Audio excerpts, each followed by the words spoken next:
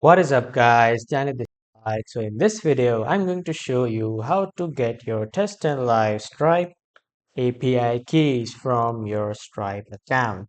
So first off, head over to Google or any browser and type in Stripe.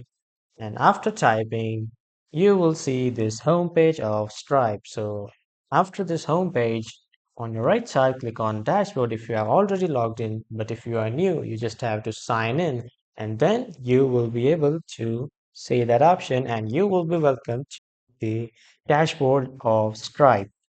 After that, on your left side, click on Developers and then click on API Keys. Here you will find your test and live API keys that are stored, and from here you can just simply copy it and you can store it anywhere and you can paste it anywhere. But be careful because these keys accept real payments, so just use them responsibly. And that is how you can get your test and live API keys in Stripe. That was all for this video, guys. Thank you everyone for watching.